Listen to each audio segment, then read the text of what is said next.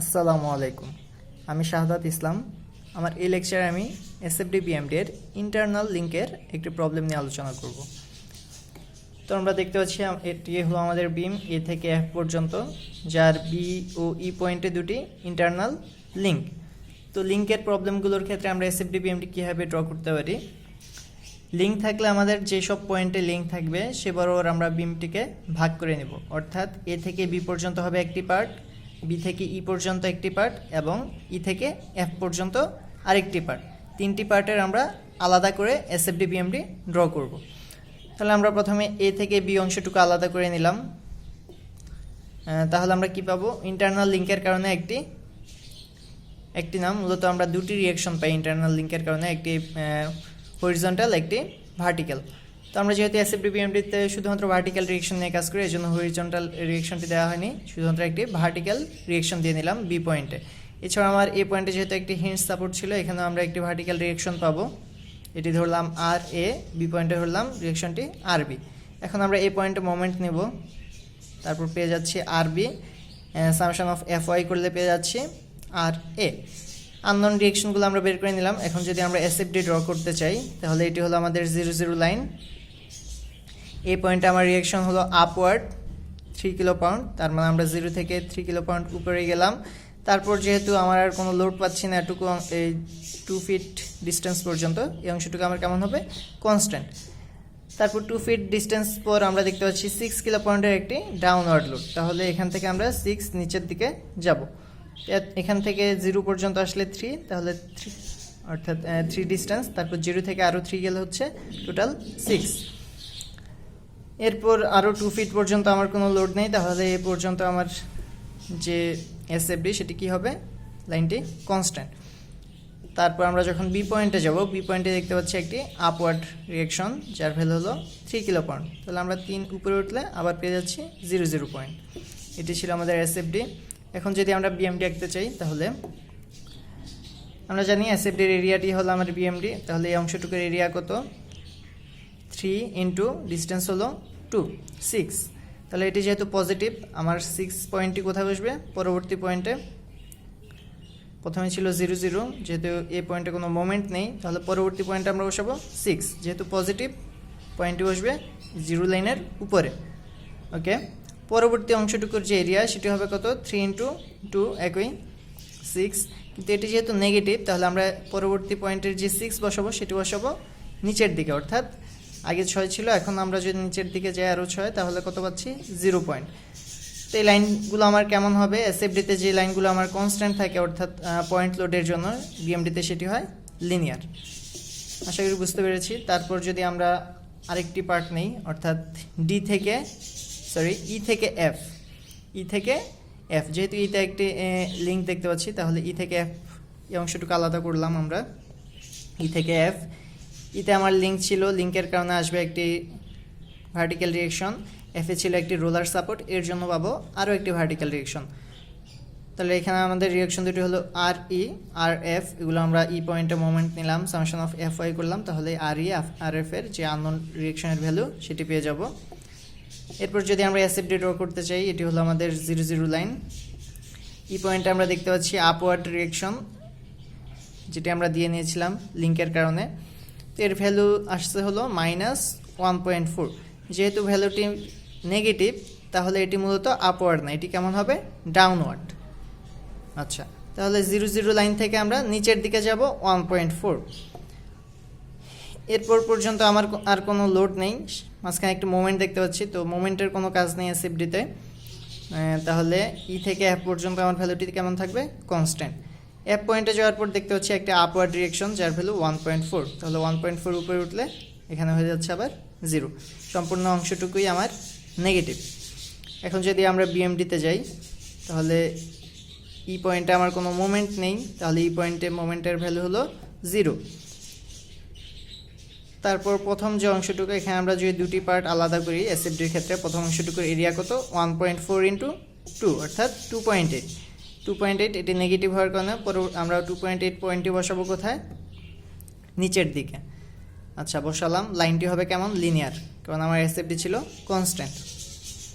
এরপর যদি আমরা দেখি 2 ফিট ডিস্টেন্স পরে এখানে একটি মোমেন্ট দেওয়া আছে যার ভ্যালু হলো 7 কিলো পাউন্ড ফিট। তাহলে এটি যেহেতু ক্লকওয়াইজ এর ভ্যালুটি হবে কি পজিটিভ, অর্থাৎ 2.8 থেকে আমরা 7 উপরে উঠব। এখান থেকে এতটুকু পর্যন্ত 0, তারপর 7 হতে আরও প্রয়োজন হলো 4.2। তাহলে এই পয়েন্টে হলো আমার কত 4.2 কিলো পাউন্ড। এর পরবর্তী অংশের যে এরিয়া সেটি কত হবে 3 × 1.4, 3 × 1.4, অর্থাৎ এখানে আসবে হলো 4.2। তাহলে এটি যেহেতু নেগেটিভ তাহলে আমার পয়েন্টটি বসবে কি আগের চেয়ে 4.2 নিচে, অর্থাৎ এর থেকে 4.2 থেকে আমরা যদি 4.2 আরও নিচের দিকে ডাউন করি তাহলে কত হবে 0 0-তে মিলে যাবে।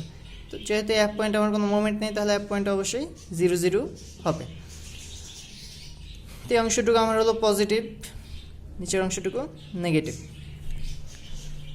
তো লাইনগুলো আশা করি বুঝতে পেরেছি। যেহেতু এখানে শুধুমাত্র পয়েন্ট লোড ছিল, অন্য কোনো লোড নেই, তাহলে এসএফডি কনস্ট্যান্ট হলে বিএমডির লাইনগুলো হবে লিনিয়ার লাইন। আমাদের আরও একটি পার্ট বাকি, সেটি হলো বি থেকে ই। এ থেকে বি এর এসএফডি বিএমডি ড্র করেছি, তারপর ই থেকে এফ এর এসএফডি বিএমডি ড্র করেছি। এখন আমাদের বাকি হলো বি থেকে ই। আচ্ছা, তো এখানে আমাদের আরেকটি ব্যাপার জানতে হবে, সেটি হলো আমরা যখন ইন্টারনাল লিঙ্ক থেকে জয়েন্টগুলো আলাদা করব, তো প্রথমে যেটি আমরা আপওয়ার্ড দিয়েছিলাম বি পয়েন্টে, এখন আমরা যখন আবার বি পয়েন্টটি পাবো অর্থাৎ পরবর্তী অংশের জন্য, সেখানে আমার যে রিয়াকশন সেটি দিতে হবে ডাউনওয়ার্ড। আশা করি বুঝতে পেরেছি। বি পয়েন্টে আগে যেটি দিয়েছিলাম আমরা আপওয়ার্ড রিয়াকশন আরবি, যেটির ভ্যালু এসেছিল 3 কিলো পাউন্ড।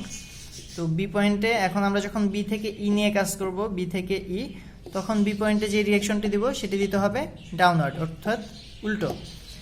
আবার ই পয়েন্টে আমার যে রিয়াকশন, ই পয়েন্টের রিয়াকশনের ভ্যালু কত আসছিল, ই পয়েন্টে এসেছিল হলো -1.4, -1.4।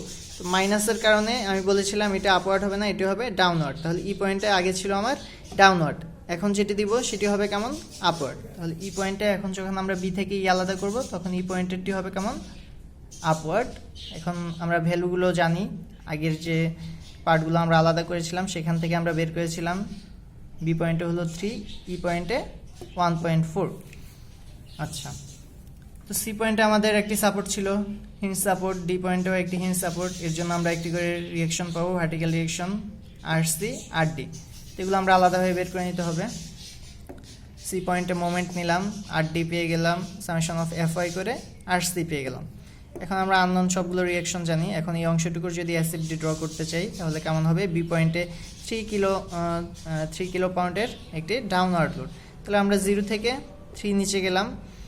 তারপর সি পয়েন্টে, আচ্ছা বি থেকে সি আমরা দেখতে পাচ্ছি কেমন একটি ইউডিএল, অর্থাৎ ইউনিফর্মলি ডিস্ট্রিবিউটেড লোড। তাহলে এর লোডের হিসাব হবে কি হবে, লোড ইন্টু ডিস্টেন্স। এখানে লোডের ভ্যালু আমরা দেখতে পাচ্ছি 4 কিলো পাউন্ড পার ফিট। তাহলে 4 × 3 অর্থাৎ 12। তাহলে আমরা 3 থেকে যদি আরও 12 নিচের দিকে যাই তাহলে কত হবে 15। নিচের দিকে কেন যাব, আমরা আগেও বলেছি যেহেতু ইউডিএল এখানে ডাউনওয়ার্ড হিসেবে কাজ করছে তাহলে আমরা নিচের দিকে যাব। আর ইউডিএল এর কারণে এসএফডির যে লাইন সেটি হবে লিনিয়ার লাইন। তারপর আমরা সি পয়েন্টে যাওয়ার পর দেখতে পাচ্ছি একটা আপওয়ার্ড ডিরেকশন 30.3। তাহলে 15 থেকে আমরা যখন 30.3 উপরে যাব তাহলে সেই ভ্যালুটি হচ্ছে কত 15.3। এরপর সি থেকে এই পর্যন্ত অর্থাৎ 2 ফিট ডিস্টেন্স পর্যন্ত আবারও দেখতে পাচ্ছি ইউডিএল। তাহলে এই লোডটুকু কতটুকু 2 × 4 × 2 অর্থাৎ 8। তাহলে 15.3 থেকে আমরা 8 আরও নিচের দিকে নামবো। এটি হবে লিনিয়ার যেহেতু ইউডিএল।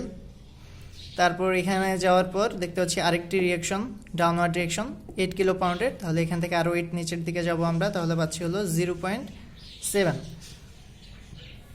তারপর আবারও এখান থেকে আরও 2 ফিট ডিস্টেন্স পর্যন্ত, এই যে দেখতে পাচ্ছি 2 ফিট ডিস্টেন্স পর্যন্ত আবারও ইউডিএল। তাহলে এখানে লোড কত 4 × 2 অর্থাৎ 8। তাহলে 0.7 থেকে আরও 8 নিচের দিকে গেলে আমরা পাচ্ছি 8.7। এটি হবে লিনিয়ার ইউডিএল এর জন্য। এখন ডি পয়েন্টে যাওয়ার পর একটা আপওয়ার্ড ডিরেকশন, এর ভ্যালু হলো 19.3। তাহলে এখান থেকে আমরা 19.3 উপরের দিকে উঠবো। তাহলে যে পয়েন্ট পাবো সেটি হবে 10.6। তারপর আবার আমাদের ইউডিএল অর্থাৎ 4 × 3 12, তাহলে এটি ডাউনওয়ার্ড, তাহলে 10.6 থেকে আমরা 12 নিচের দিকে মুভ করব। তাহলে যে পয়েন্টটি পাবো সেটি হলো 1.4। এখন আমরা এই পয়েন্টে একটা আপওয়ার্ড রিয়েকশন দেখতে পাচ্ছি 1.4, তাহলে 1.4 থেকে আমরা 1.4 যখন উপরে উঠবো তখন আমাদের 0 মিলে যাবে। এটি ছিল আমাদের এসএফডি। এখন আমরা জানি যেই পয়েন্টে এসএফডি পজিটিভ থেকে নেগেটিভ সাইনের দিকে যায় সে পয়েন্টটিকে বলে point of inflection. Point of inflection, তাহলে পয়েন্ট অফ ইনফ্লেকশনের ডিস্টেন্স আমাকে অবশ্যই দেখাতে হবে।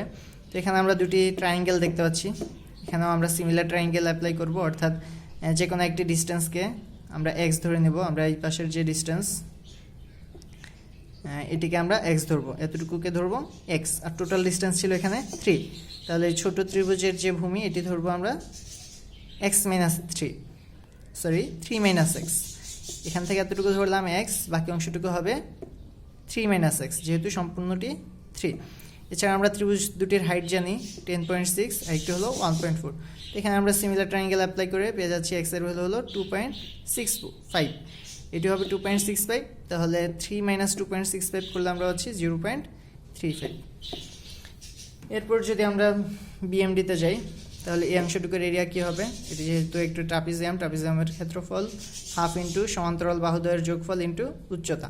তাহলে আমি একবার বলে দিচ্ছি, হাফ ইন্টু সমান্তরাল বাহু দুটি হলো, একটি 3 আর একটি হলো এই পয়েন্টটি হলো এই বাহুটি অর্থাৎ 15, আর এর উচ্চতা এখান থেকে এতটুকু দেওয়া আছে হলো 3। তাহলে এখান থেকে ক্যালকুলেশন করে যে এরিয়া পাবো, এরিয়ার ভ্যালুটি বসবে আমার পরবর্তী পয়েন্টে। প্রথম পয়েন্টে কোনো মোমেন্ট নেই 0, তাহলে এই অংশের এরিয়া বসবে আমার পরবর্তী পয়েন্টে অর্থাৎ 27। এটি হবে কেমন, এটি হবে প্যারাবোলিক, অর্থাৎ এটি যেহেতু আমার ইউডিএল লোড ছিল, ইউডিএল ইউনিফর্মলি ডিস্ট্রিবিউটেড লোড, এর জন্য আমার এসএফডি যদি লিনিয়ার হয় বিএমডি কেমন হবে, প্যারাবোলিক। তাহলে এখানে প্রতিটি লাইনই মূলত প্যারাবোলিক হবে, কারণ বি থেকে এই পর্যন্ত সম্পূর্ণটাই আমরা দেখতে পাচ্ছি ইউডিএল। এর পরবর্তী অংশের ট্রাপিজিয়ামের যে এরিয়া সেটি বসবে আমার পরবর্তী পয়েন্টে। তারপরের যে অংশের এরিয়া, অর্থাৎ এটি আমার যেহেতু পজিটিভ ছিল, এটি হবে আমাদের নেগেটিভ যেহেতু নিচের দিকে।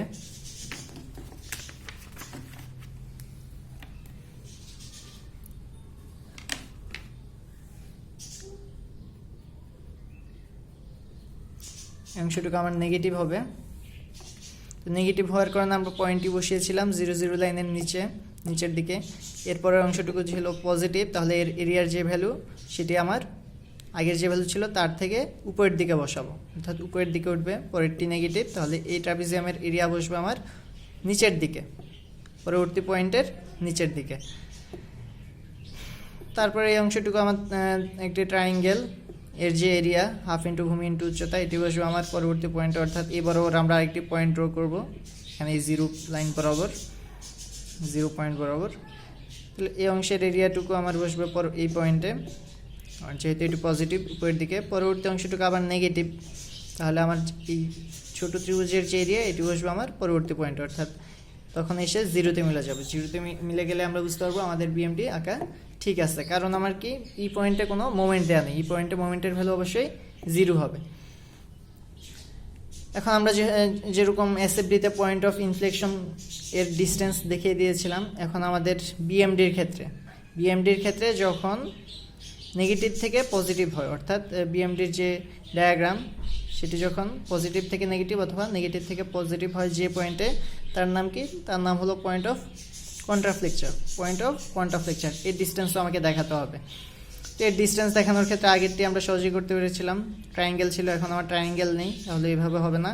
আমরা এই পয়েন্ট বরাবর কি করব, বিমটিকে কেটে ফেলব, যে পয়েন্টে 0 হবে, অর্থাৎ এই পয়েন্ট বরাবর আমরা যাব, গিয়ে বিমটিকে কেটে ফেলব। কেটে যে বাকি অংশটুকু থাকে এতটুকু নিয়ে আমরা এখন কাজ করব।